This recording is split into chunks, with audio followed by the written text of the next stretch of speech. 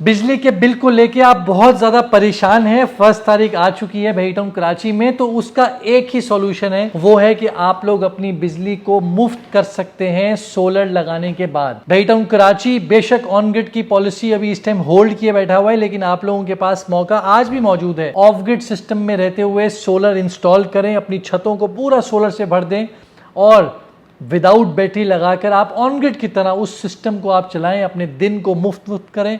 और रात में अगर आप बैटरी इन्वेस्टमेंट करना चाहते हैं तो बैटरी लगाने के बाद भी आप लोग अपने बिल को जीरो कर सकते हैं, क्योंकि हमारे सामने एग्जांपल्स मौजूद हैं। स्पोर्ट्स सिटी विला में लगा के दिया था, एक बैटरी लगाई थी अभी कस्टमर का, इस महीने सिर्फ और सिर्फ 7,000 रुपए का बिल आया है। दिन भर उन्होंने जो है वो अपना सोलर जो है वो एसी के साथ चलाया, रात में एक नॉमिनल सा जो एक घर की यूजेज होती है उसमें रहते हुए उन्होंने अपने कंजप्शन की, एसी नहीं चलाया इतना, तो उनका 7,000 रुपये बिल आया है। तो इसी तरीके से कुछ लोग ऐसे ऑन ग्रिड में मौजूद हैं, ऑफ ग्रिड में मौजूद हैं, जिन जिन लोगों के सिस्टम लगाए उन सब के बिलों में बेतहाशा कमी आ चुकी है।